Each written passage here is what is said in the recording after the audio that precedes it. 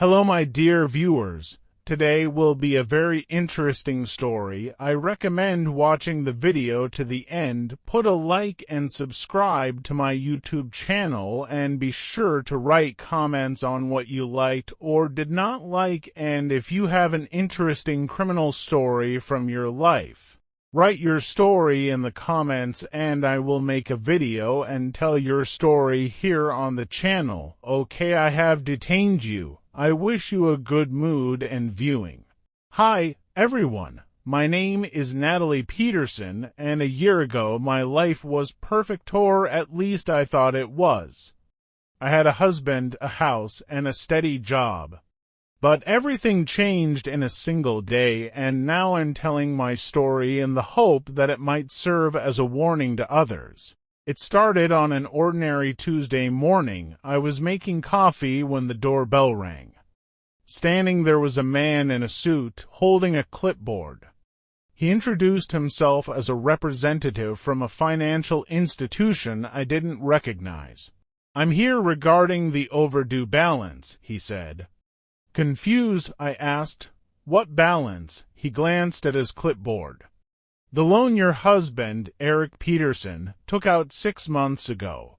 The payments have stopped, and as the co-signer, you're now responsible for the remaining balance." The words hit me like a truck. "Loan? What loan?" He handed me a stack of papers. There, clear as day, was my name next to Eric's on a loan for $200,000. My signature was on the document, but I knew I had never signed it. My hands trembled as I flipped through the pages. "This must be a mistake," I said, my voice barely above a whisper. But the man shook his head. "I'm sorry, Mom, but this is a legally binding agreement. You might want to speak to your husband about it." That was the moment I realized something was very, very wrong. I tried calling Eric immediately, but his phone went straight to voicemail. I texted him over and over, growing more frantic with each unanswered message. By the afternoon, I knew I couldn't wait for him to respond. I drove to the office where he worked, only to be told that he'd quit 2 weeks ago. The woman at the front desk said he mentioned moving out of state, but didn't leave any forwarding information. I felt like the ground had been ripped out from under me. Eric wasn't just avoiding me, he was gone. That evening, I searched through the house, desperate for clues. In his desk drawer, I found a stack of unopened letters from the bank. He must have been hiding them from me for months. There was also a receipt for a storage unit rented under his name.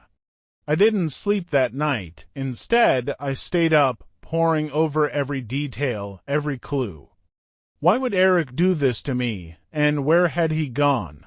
The next morning, I decided to confront someone who might have answers. Eric's sister, Melissa. We'd never been close. She'd always been distant, almost cold, and I couldn't shake the feeling that she didn't like me. But Eric had trusted her, and I hoped she could point me in the right direction. Melissa lived in a small townhouse on the other side of town. When she opened the door, her expression flickered with something I couldn't place: surprise, annoyance. "Natalie," she said, her tone clipped, "what are you doing here?" "I need to find Eric," I said, holding up one of the loan documents. "He's taken out a loan in my name, and now he's disappeared." Melissa's face remained unreadable. "I haven't seen Eric in weeks." "You're lying," I snapped. "You must know something." "Please, Melissa, I'm drowning here." She crossed her arms, leaning against the doorframe.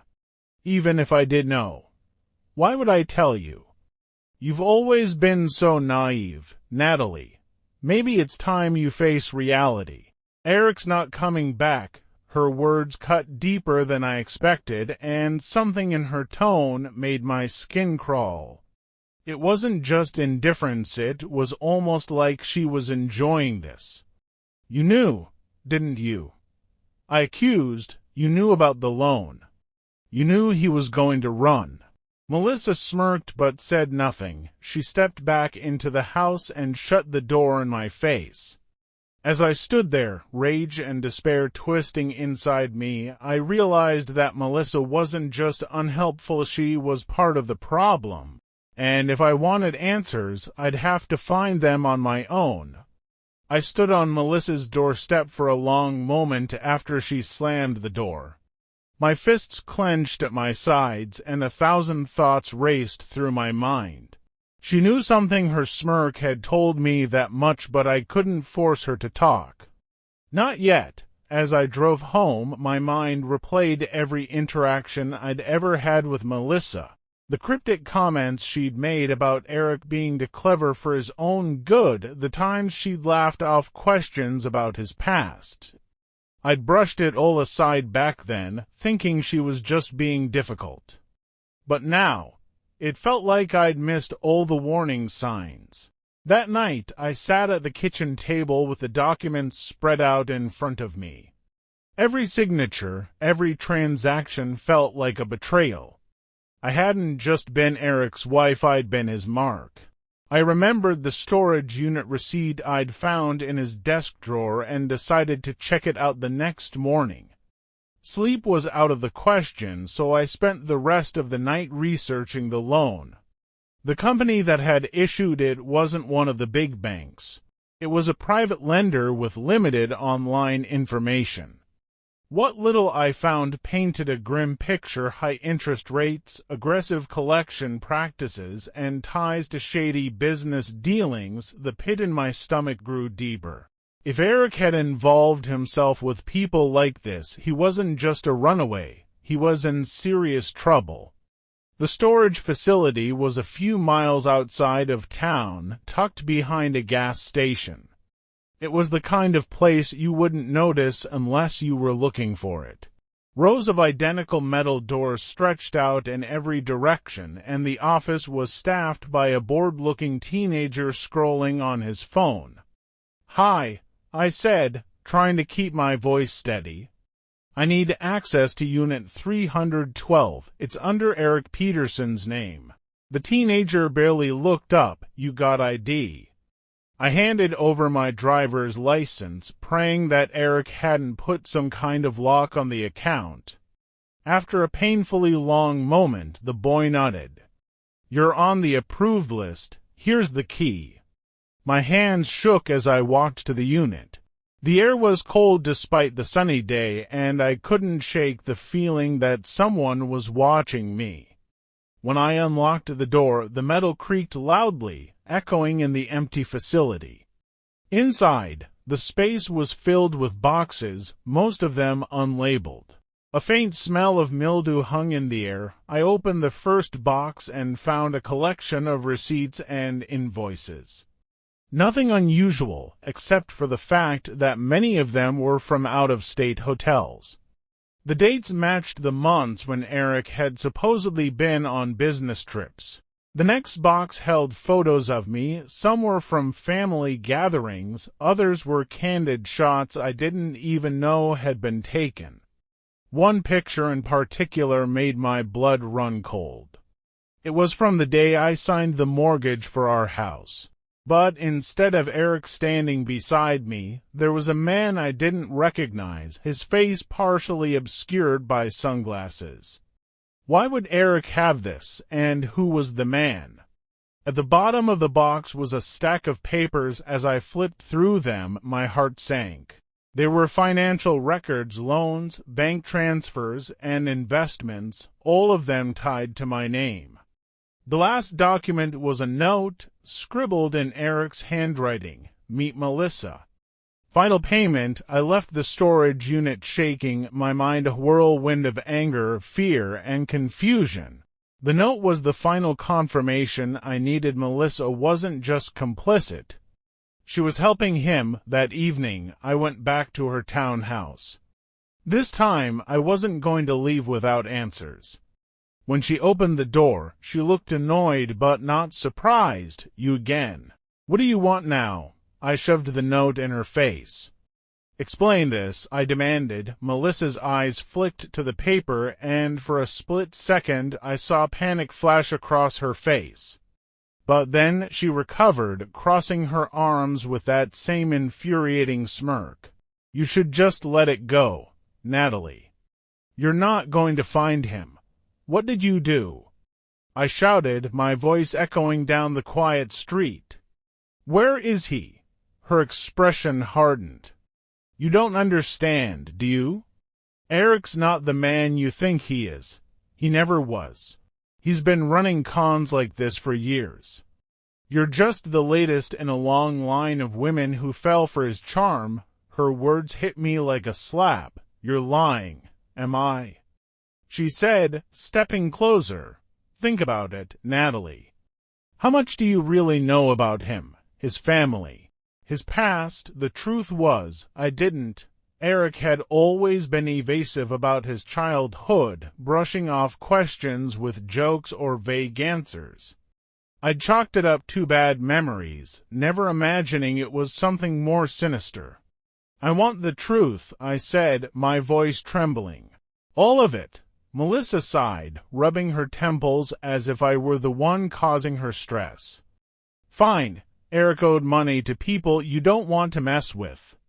The loan was his way out, but he needed your name to pull it off. You were his ticket to freedom, Natalie. That's all you ever were. Her words felt like daggers, but I forced myself to stay focused. Where is he now? She hesitated, glancing over her shoulder before leaning in. He's gone, and if you're smart, you'll stop looking. These people he owes. They don't care who pays as long as someone does. And right now, that someone is you. Melissa's words echoed in my mind long after I left her townhouse. If you're smart, you'll stop looking, but how could I stop? Eric had destroyed my life, left me drowning in debt, and then vanished without a trace. I couldn't just let him get away with it. I spent the night combing through the documents I'd taken from the storage unit, hoping to piece together his trail. The financial records hinted at a web of transactions that seemed to lead nowhere, as if Eric had deliberately created a labyrinth to cover his tracks. But then I found something, a bank statement showing a wire transfer to a name I didn't recognize, Harper Trading Co. A quick online search revealed that Harper Trading Co. was a small business located in Chicago. It wasn't much, but it was a lead. The next morning, I packed a bag and booked a flight to Chicago. I didn't tell anyone where I was going, not even Lisa. I wasn't sure I could trust anyone anymore. The Harper Trading Co. building was an unassuming brick warehouse on the outskirts of the city. Inside, the air smelled of paper and ink, and a receptionist greeted me with a polite but curious smile. "Can I help you?" she asked. "I'm looking for someone who might be connected to this company," I said, showing her a copy of the bank statement. Her smile faltered. "I'm sorry, we don't give out client information." I leaned in, lowering my voice. "Please. My husband wired money here before disappearing. I need to know if you've seen him." The receptionist hesitated, her eyes flicking toward a door behind her. "Wait here," she said before disappearing into the back. A few minutes later, a man emerged. He was tall, with sharp features and an air of authority. "I'm Michael Harper," he said, extending a hand. "I understand you're looking for someone." I explained everything: Eric's disappearance, the loan, the storage unit. Michael listened intently, his expression unreadable. "I remember him," he said finally.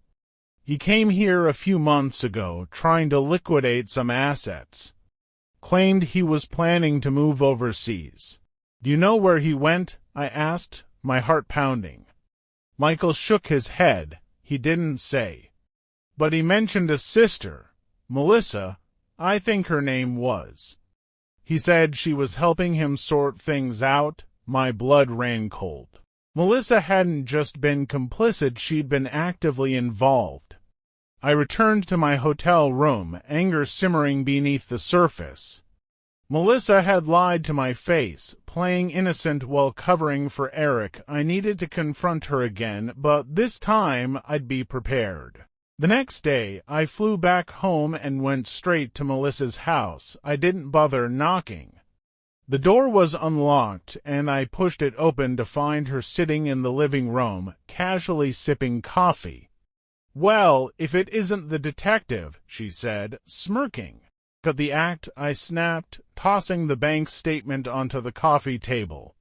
"I know you've been helping Eric. I spoke to someone in Chicago who confirmed it." For the first time, Melissa's confidence wavered. "I don't know what you're talking about," she said, her voice defensive. "Stop lying," I shouted. "I've seen the receipts, the transactions. You've been covering for him this whole time." Melissa sighed, setting her cup down. "Fine, you're right, I helped him. But do you really think you'll be able to track him down? He's long gone, Natalie. And if you keep poking around, you're going to get hurt." "What does that mean?" I demanded. She leaned back, crossing her arms. "The people Eric owes aren't just going to sit back and let you snoop around. You're putting a target on your back, and for what? Closure. Revenge. It won't bring your money back." Her words chilled me, but they only strengthened my resolve. "I don't care. I'm not stopping until I find him." A week later, I got an anonymous tip in the form of a text message. "Meet me at Riverwood Park, 10 p.m., come alone." The number wasn't familiar, but something told me it was connected to Eric. Against my better judgment, I decided to go. The park was deserted when I arrived, the only light coming from a flickering street lamp. I clutched my phone tightly, ready to call for help if things went south. A figure emerged from the shadows. It wasn't Eric, it was Melissa. "What are you doing here?" I asked, my voice trembling. "I came to warn you," she said. "You've gone too far. Eric's not coming back, and the people he owes won't stop until they've collected. You need to disappear before it's too late." I shook my head. "I'm not running. I'm going to fix this." Melissa's expression hardened. "Then you leave me no choice." Before I could react, she lunged at me, knocking me to the ground. My phone skittered across the pavement. We struggled, her strength surprising me, but I managed to push her off and grab my phone. "Stay away from me," I shouted, backing away. Melissa stared at me, her face twisted with rage. "You don't understand what you're up against, Natalie. You think this is about you and Eric. It's bigger than that, and if you keep digging, you're going to regret it." She turned and disappeared into the shadows, leaving me shaken and more determined than ever to uncover the truth. Thank you for watching this video to the end. Please subscribe to my YouTube channel. This will help me work better and faster for you. I would be grateful, so watch my other videos. Hello my dear viewers, I would like to thank you for watching the video, and I wanted to say subscribe to my YouTube channel. I will be very grateful and you will not miss new videos. Hello my dear viewers, today will be a very interesting story. I recommend watching the video to the end. Put a like and subscribe to my YouTube channel, and be sure to write comments on what you liked or did not like, and if you have an interesting criminal story from your life. Write your story in the comments and I will make a video and tell your story here on the channel. Okay, I have detained you. I wish you a good mood and viewing. Hi, everyone. My name is Sarah Collins. I never thought my life would take the turn it has, but here I am, telling this story. Maybe sharing it will help me figure out what to do next, or at least warn someone else not to ignore the red flags I missed. It started a few weeks ago, on a quiet Saturday afternoon. My husband, Liam, had gone out to run errands, which was something he'd been doing a lot lately.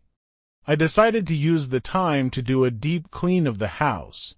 You know, the kind of cleaning where you move furniture and empty drawers. When I got to his desk, I hesitated.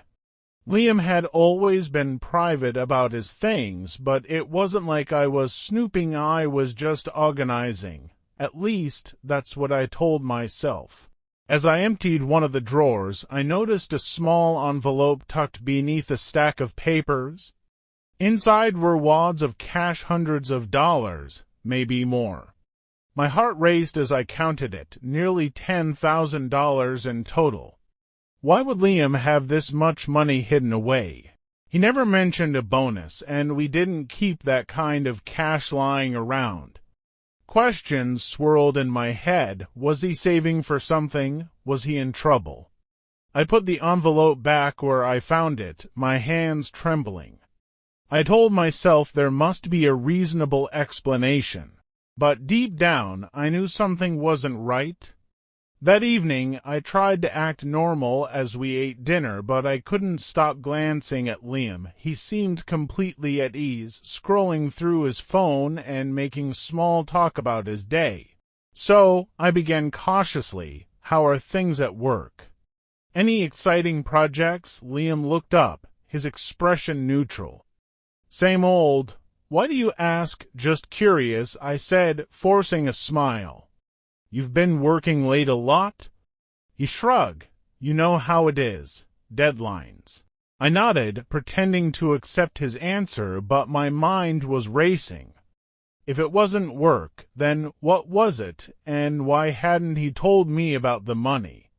Over the next few days, I couldn't stop thinking about the cash. Every time Liam left the house, I felt an annoying urge to check the drawer again. Finally, I gave in.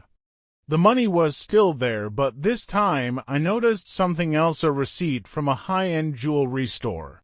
The date was recent, but there was no mention of jewelry in our conversations, no new gift to explain the purchase. I sat on the floor, staring at the receipt, my stomach twisting into knots. Had Liam bought something for someone else? Feeling overwhelmed, I called my best friend, Emily. She was the kind of person who always seemed to know what to do. "I found money," I blurted out as soon as she answered. "What do you mean, you found money?" she asked, confused. "Liam has nearly $10,000 hidden in his desk. And there's a receipt for jewelry I've never seen." Emily was quiet for a moment. "Sarah, are you saying you think he's cheating?" The word hit me like a punch to the gut. "I don't know," I said, my voice trembling. "I don't want to think that, but what other explanation is there?" "You need more information," Emily said firmly. "Don't jump to conclusions yet. Just keep your eyes open." That evening, Liam's phone rang while he was in the shower. Normally, I wouldn't have thought twice about it, but this time something made me glance at the screen. The name Amanda appeared. My heart sank. I didn't recognize the name, and Liam had never mentioned anyone by that name before. When he came back, I asked casually, "Who's Amanda?" Liam froze for the briefest moment before laughing. "Oh, just someone from work. She called about a project." The explanation seemed harmless enough, but his hesitation made my doubts grow. The next day, I decided to take Emily's advice and dig deeper. I started by looking through Liam's credit card statements. Most of the charges were normal groceries, gas, the occasional restaurant, but one stood out, a charge for a hotel room 3 weeks ago. We hadn't stayed at a hotel recently. My hands shook as I wrote down the date and location. Was this where he'd gone during one of his late errand runs? I couldn't stop staring at the hotel charge on Liam's credit card statement. My mind raced with possibilities, each one worse than the last. Why would he book a hotel room, and why hadn't he told me about it? I decided to confront him carefully. That evening, as we sat in the living room, I casually brought up the topic. "Liam," I began, keeping my tone light, "I was thinking we should take a weekend trip soon. It's been a while since we stayed at a hotel, hasn't it?" He glanced at me over his phone, his expression unreadable. "Yeah, it has. That sounds nice." I pushed a little further. "Do you ever stay at hotels for work?" His eyes narrowed slightly, and I could see the gears turning in his head. "Sometimes, if I'm traveling." "Why?" "Just curious," I said with a forced smile. He nodded, returning his attention to his phone. But I noticed something. He seemed tense, his jaw tight. Was it because of my question, or was I imagining things? The next morning, I couldn't shake the feeling that I needed to see the hotel for myself. I found the address from the credit card statement and decided to drive there. It was a sleek, modern building downtown, the kind of place Liam and I would never stay at. Too expensive, too flashy. As I sat in my car, staring at the entrance, I felt a wave of doubt. What was I even hoping to find? I gathered my courage and walked into the lobby. The air smelled like fresh flowers and polished wood, and a friendly-looking receptionist greeted me from behind the counter. "Hi," I said, forcing a smile. "I was wondering if you could help me. My husband stayed here a few weeks ago, and I wanted to check if he left anything behind." The receptionist frowned slightly. "Do you have his name and the dates of his stay?" I provided the information, my heart pounding. She tapped on her keyboard for a few moments before looking up. "Yes, Mr. Collins checked in on the 12th. He stayed for one night. But I'm not seeing any items left behind." "Was he alone?" I asked before I could stop myself. The receptionist hesitated, her smile faltering. "I'm sorry, Mum, but I can't share that information." Her response was enough to confirm my worst fears. I left the hotel feeling sick to my stomach. I didn't know what to do or where to turn, so I called Emily again. I went to the hotel, I told her as I paced in my living room. "He stayed there. I'm sure he wasn't alone." Emily was quiet for a moment. "You need proof, Sarah. If he's cheating, you need to catch him in the act. Otherwise, he'll just deny it." The idea made my skin crawl, but Emily was right. I couldn't confront Liam without solid evidence. That evening, I noticed something odd. Liam had left his phone on the kitchen counter while he went to take a call in the other room. It was rare for him to leave it unattended. The screen lit up with a notification, a text from Amanda. "Can't wait to see you again, same time next week." My blood ran cold. I snapped a photo of the text with my phone just before Liam returned. "Who was that?" I asked, trying to keep my voice steady. He glanced at his phone and shrugged. "Just work stuff." I nodded, pretending to believe him. But I knew now that Amanda wasn't just a co-worker. That night, I couldn't sleep. My mind kept replaying the text, the hotel receipt, the stash of cash in Liam's desk. By the time morning came, I knew I couldn't keep pretending everything was fine. When Liam came down for breakfast, I was waiting for him. The photo of Amanda's text pulled up on my phone. "Who is she?" I asked, my voice trembling. Liam froze mid-step, his face paling. "What are you talking about?" I held up my phone. "Amanda. The one who can't wait to see you again. Who is she?" "Liam." For a moment, he just stared at me, his expression a mix of shock and anger. Then he sighed, running a hand through his hair. "She's no one, Sarah. Just a friend you're hiding cash for. A friend you book hotel rooms for." I shot back, my voice rising. Liam's jaw clenched. "You've been going through my things." "You lied to me," I yelled, my composure breaking. "You've been lying for months, Liam." How could you do this to me?" He didn't answer. Instead, he grabbed his coat and walked out the door, slamming it behind him.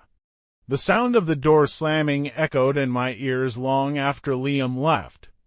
I sat at the kitchen table, staring blankly at the text on my phone.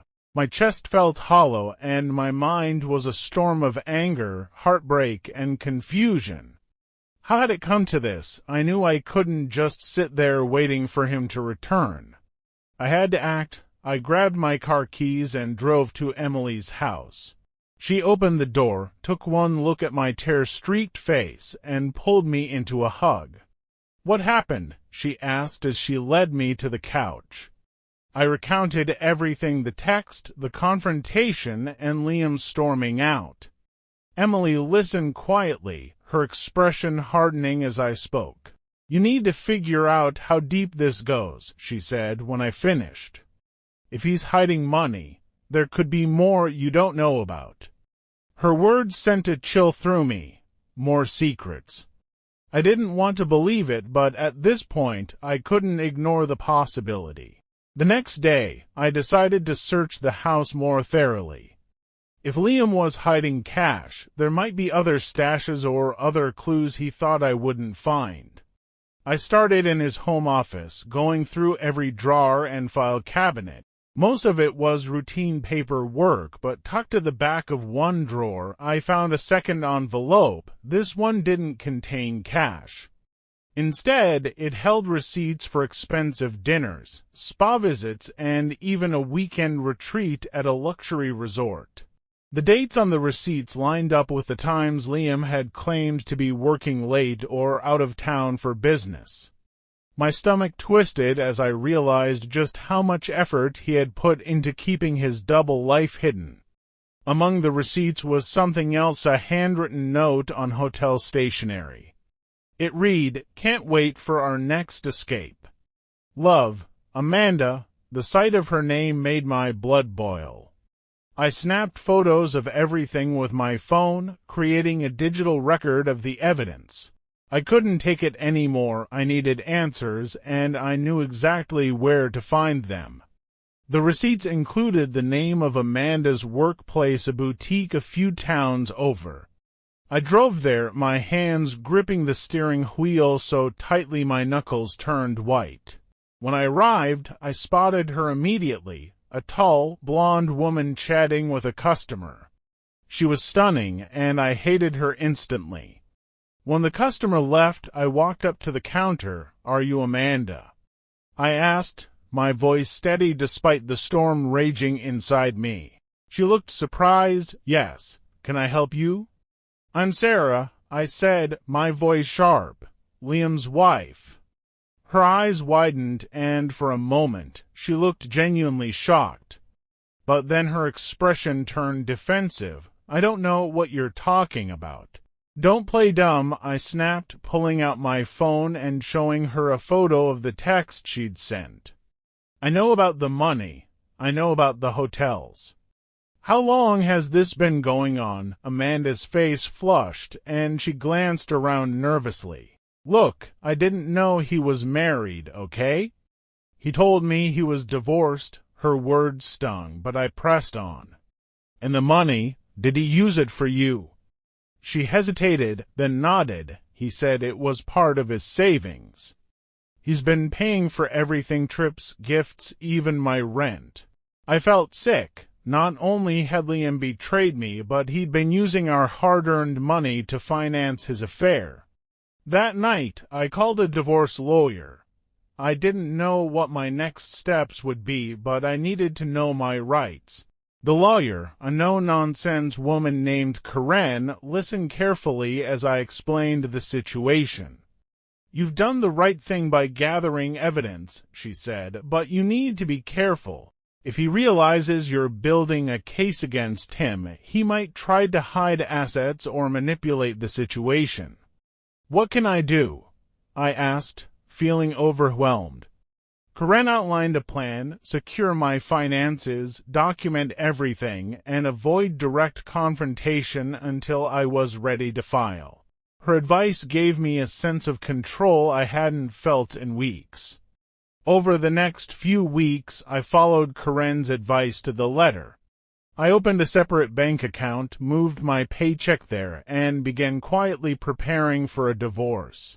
Meanwhile, Liam continued to act as if nothing had changed.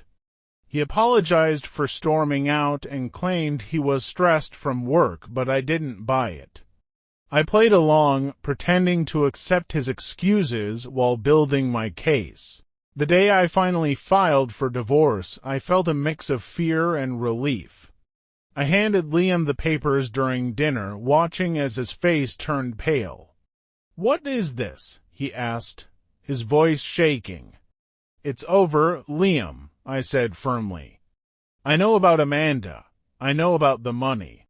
And I know about the lies." He tried to deny it at first, then shifted to anger, accusing me of being paranoid and ungrateful, but his words didn't matter anymore. I was done letting him control me. In the months that followed, I rebuilt my life piece by piece. It wasn't easy, but I found strength I didn't know I had, and as for Liam, he lost everything: his mistress, his money, and his reputation. If there's one thing I've learned, it's this: trust your instincts. If something feels off, don't ignore it. The truth might be painful, but it's better than living a lie. Thank you for watching this video to the end. Please subscribe to my YouTube channel. This will help me work better and faster for you. I would be grateful, so watch my other videos. Hello, my dear viewers. Today will be a very interesting story. I recommend watching the video to the end. Put a like and subscribe to my YouTube channel, and be sure to write comments on what you liked or did not like, and if you have an interesting criminal story from your life. Write your story in the comments and I will make a video and tell your story here on the channel. Okay, I have detained you. I wish you a good mood and viewing. I never thought my life would take the turn it did. My name's Charlotte Hayes. I'm 36, a single mother to a 17-year-old boy named Ethan, and until a year ago, I thought I had everything under control. But life has a way of throwing curveballs, doesn't it? It all started on a Thursday evening at Café Loon, a cozy little spot in downtown Boston where I worked as a waitress. It wasn't glamorous, but it paid the bills, and I loved the regulars who came in, each with their own quirks and stories. That's where I met him, Vince Delacroix. The first time I saw him, he was sitting at the far corner table, dressed in a crisp navy suit that looked like it cost more than my entire year's salary. He had this aura about him: confidence, power, and a hint of danger that made my heart race in a way I hadn't felt in years. "Can I get you anything else?" I'd asked, holding my pen nervously over my notepad. He glanced up, his deep green eyes locking with mine. "Just your name," he said smoothly, a faint smile playing on his lips. That was the beginning. Vince started coming to the cafe regularly, always sitting in the same spot, always asking for me to take his order. He was charming, attentive, and had this magnetic quality that drew me in like a moth to a flame. I knew there was something off. He was too polished, too secretive, but I ignored the warning bells. I hadn't dated anyone seriously since Ethan's dad walked out on us when he was a baby. I told myself it was time to let someone in, to take a chance. Vince made me feel seen, like I was more than just a struggling single mom trying to make ends meet. Ethan, on the other hand, wasn't thrilled when I told him about Vince. "Mom, you don't even know him," he said one night after I mentioned I had plans with Vince for dinner. "I know enough," I replied, feeling defensive, "and he makes me happy. That's all that matters, isn't it?" Ethan didn't argue, but I could tell he didn't trust Vince. Maybe it was just teenage stubbornness, or maybe he didn't like the idea of someone stepping into his dad's place. I brushed it off, too caught up in the whirlwind of my new romance to see the cracks forming around me. It wasn't until weeks later that I started noticing the little things about Vince, the way his phone was always buzzing, but he'd never answer in front of me. The vague answers he gave when I asked about his work. And then there was the night he picked me up in a car I could only describe as mobster chic, with tinted windows and an entourage of men who looked like they'd walked straight out of a gangster movie. "Who are they?" I'd asked nervously as we drove to the restaurant. "Business associates," he said with a shrug, his tone casual but his grip on the wheel tight. I wanted to believe him. I wanted to believe that this man who made me laugh, who looked at me like I was the only woman in the world, was just another successful businessman with a few eccentricities. But deep down, I knew the truth was far darker than I wanted to admit. It was a chilly Friday evening when Vince invited me to his estate for the first time. Estate might be an understatement. It was more like a fortress. The sprawling mansion sat at the end of a long, tree-lined driveway, surrounded by high walls and guarded by men who looked like they hadn't smiled in years, while I whispered as he led me inside. The interior was a stunning mix of modern luxury and old-world charm, with marble floors, ornate chandeliers, and walls lined with priceless art. "Like it?" Vince asked, his hand resting lightly on my back. "It's overwhelming," I admitted, my voice tinged with awe and unease. "Get used to it," he said with a wink. "This is your life now." I laughed nervously, but his words lingered in my mind. Your life now. I wasn't sure if he meant it as a promise or a warning. As the weeks passed, I began to see more of Vince's world, and it terrified me. I couldn't ignore the phone calls he took behind closed doors, the late-night meetings with men whose faces were hardened by years of violence. I'd catch snippets of conversations, words like shipment, territory, and cleanup that made my stomach churn. One evening, while Vince was out, I decided to snoop. It wasn't something I was proud of, but my gut was screaming that something was wrong. I found a locked drawer in his study, and after searching his desk, I discovered the key. Inside were files, photographs, and maps. One file caught my eye. It had the name of a local shipping company scrawled on the tab.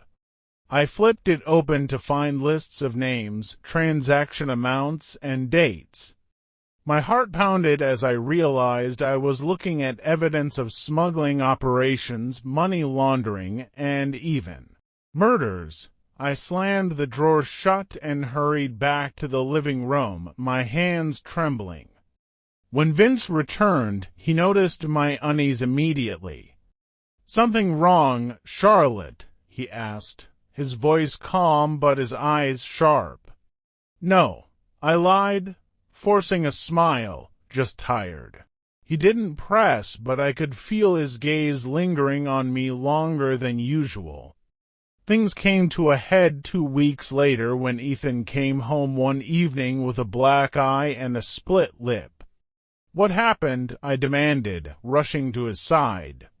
"It's nothing," he muttered, brushing me off. "It's not nothing," I insisted. "Who did this to you?" Ethan hesitated, then sighed. "Mom, I need to tell you something, but you have to promise not to freak out."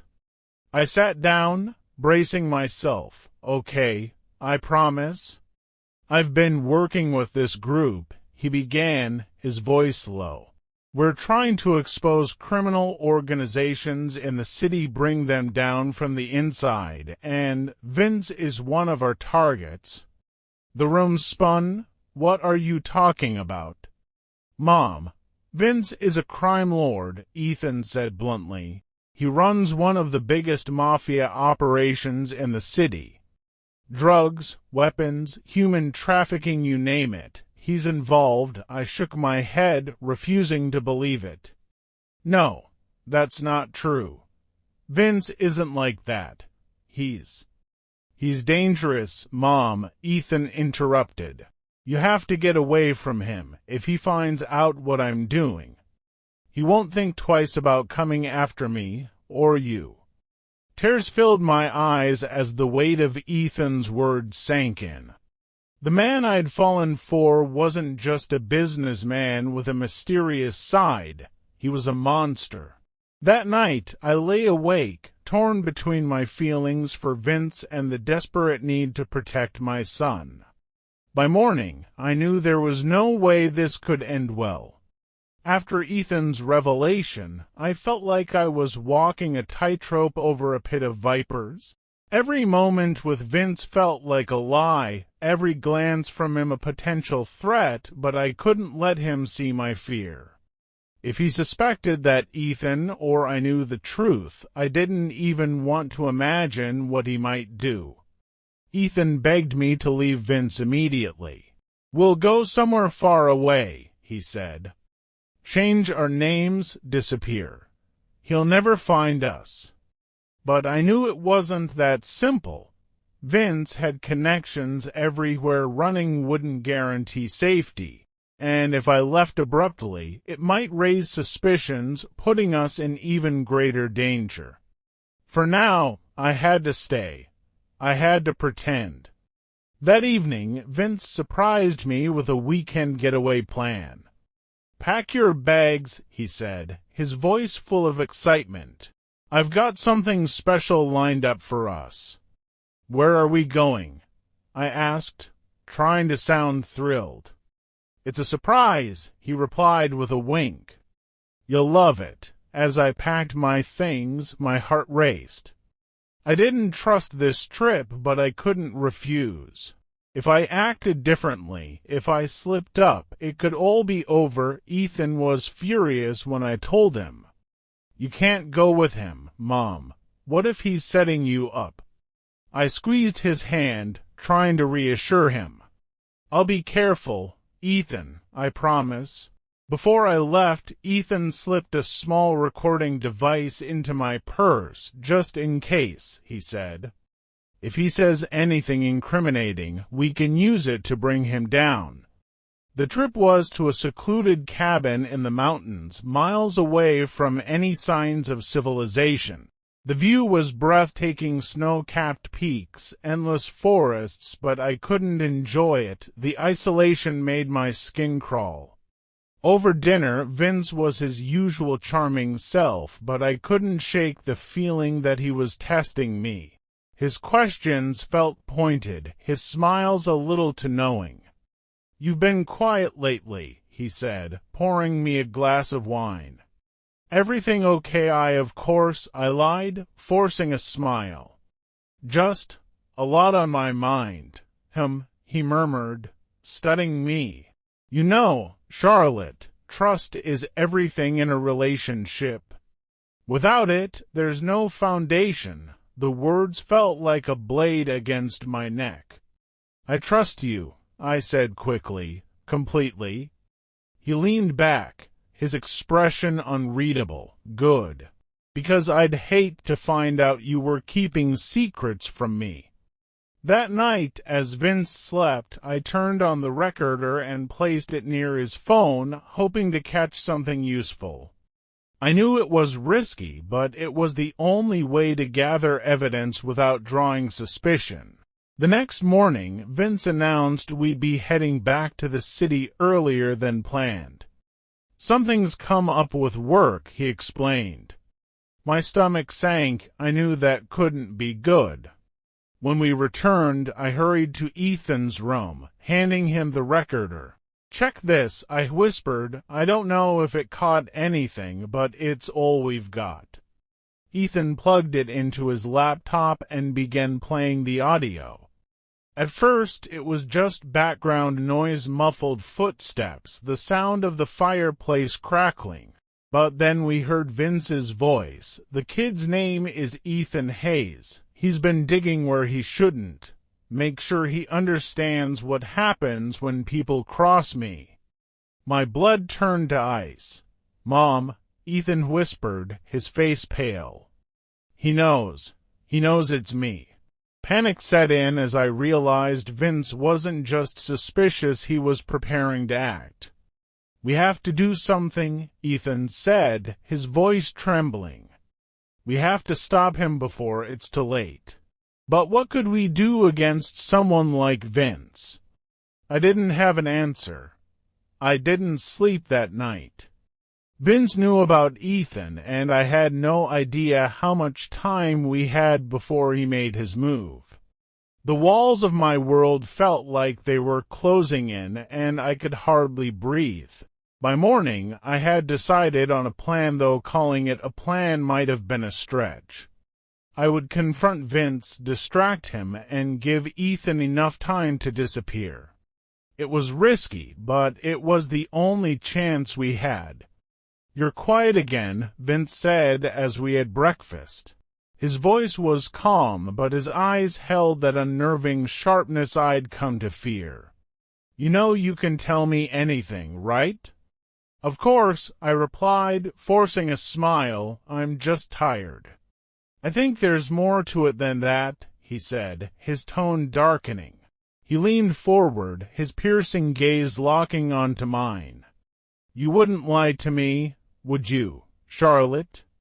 No, I said quickly, my heart pounding. Why would you even think that? He didn't answer. Instead, he stood and walked to the window, looking out over the city. Loyalty is everything to me, he said quietly, when people betray me. Well, let's just say I make sure they regret it. I felt the blood drain from my face. He wasn't just talking, he was warning me. That afternoon, I pretended everything was fine, playing the role of the loving girlfriend while secretly texting Ethan. Me, he knows. You need to get out of the city. Now, Ethan, not without you. Me, Ethan, please don't argue. Just go. Ethan, I have a better idea. I'll meet you at the cafe tonight. We'll figure this out together. I didn't want to meet him, but I knew arguing would waste time we didn't have. So I agreed. When I told Vince I needed to run an errand, he didn't question it. But as I left the apartment, I had the sinking feeling that someone was watching me. At the cafe, Ethan was waiting in our usual booth, his face set with determination. I have something, he said, sliding a USB drive across the table. It's everything I've gathered on Vince. Evidence of his operations, his meetings, his crimes. If we get this to the FBI, they can take him down. That's great, I said, though my voice wavered. But how do we stay alive long enough to do that? Ethan's jaw tightened. I have a contact, a federal agent. I'll get this to him tonight. I shook my head. It's too dangerous. Let me do it, Mom. No, Ethan said firmly. This is my fight. You shouldn't even be involved. Before I could argue, my phone buzzed. It was a text from Vince. Vince, come home now. My chest tightened. He knew. We need to leave, I whispered, grabbing Ethan's hand. Now, but as we stepped outside, the black SUV screeched to a stop in front of the cafe. Men in suits poured out, guns drawn. Run! I screamed, shoving Ethan toward the alley. We sprinted down the narrow passage, dodging crates and trash bins. Behind us, I could hear the heavy footsteps of Vince's men. Ethan reached the end of the alley first, but as I followed, a hand clamped down on my arm. I turned to see one of Vince's enforcers, his face cold and expressionless. Charlotte, he said, boss wants to see you. I struggled, kicking and thrashing, but it was no use. Ethan's voice echoed behind me as I was dragged toward one of the SUVs. "Mom, go, Ethan," I shouted. "Get out of here." I only prayed he listened. They shoved me into the SUV, the door slamming shut with a finality that echoed in my chest. I could still hear Ethan's voice calling my name as the car sped away. I prayed he had gotten away, that he'd listen to me and disappear. The drive back to Vince's estate was suffocatingly silent, the only sound the hum of the engine and the occasional click of a radio from the driver. My heart pounded so loudly it felt like it might burst from my chest. When we arrived, Vince was waiting in the grand foyer. He looked too calm, that scared me more than if he'd been yelling. "Charlotte," he said, his voice smooth as silk, "come here." I stepped forward hesitantly, my legs trembling. "Vince, he held up a hand to silence me. "Do you think I'm a fool?" he asked, his tone deceptively soft. "No, of course not," I stammered. "Then why," he continued, taking slow, deliberate steps toward me, "have you and your son been playing games behind my back?" My stomach dropped. He knew everything. "Vince, please," I began, my voice breaking. "Ethan's just a kid. He doesn't understand." "Oh, he understands perfectly," Vince interrupted, his calm veneer cracking. "He's been working with the feds. Do you have any idea what that could do to me? To everything I've built?" I shook my head, tears streaming down my face. "I didn't know, I swear. Please, let him go. He's just trying to protect me." "Protect you?" Vince laughed bitterly. "The irony, Charlotte, is that I was protecting you. I trusted you, and you betrayed me." He motioned to one of his men, who handed him a tablet. Vince tapped the screen, and a live feed appeared. My heart stopped when I saw Ethan on the screen, cornered in a warehouse, surrounded by Vince's men. "No," I screamed, rushing toward him, but two of his guards held me back. "Your son has been very busy," Vince said, his voice cold, "but I'll give you a choice." I froze, my breath hitching. "Your son's life," he said slowly, "or yours." The words hit me like a freight train. "You don't have to do this," I whispered, my voice shaking. "Please, Vince, let him go. I'll do whatever you want." "I already told you the terms," he said, his expression unreadable. "Choose, Charlotte." The room spun as the weight of the decision pressed down on me. My mind raced, searching for a way out, but there was none. I thought of Ethan, his laugh, his stubbornness, the way he always stood up for what was right. He was my son, my everything. I couldn't let him die because of my mistakes.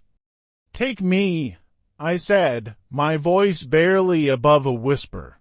Vince raised an eyebrow, his expression softening for just a moment. "Are you sure?" I nodded, tears streaming down my face. "I'm sure." He sighed, almost as if he regretted what he had to do. "You always had a strong heart, Charlotte," he said quietly. "It's a shame it had to end this way." The last thing I saw was Vince nodding to one of his men before the world went black. Some say you see your life flash before your eyes when it ends, but all I saw was Ethan. I hoped my sacrifice was enough to save him, enough to give him a chance to live. When the news broke weeks later about the takedown of a major crime syndicate led by a brave young whistleblower, I wasn't there to see it. But I didn't need to be. Ethan had done what I couldn't. He brought down the monster I'd once loved, and in doing so, he honored the only thing that had ever mattered to me, family. Thank you for watching this video to the end. Please subscribe to my YouTube channel. This will help me work better and faster for you. I would be grateful, so watch my other videos.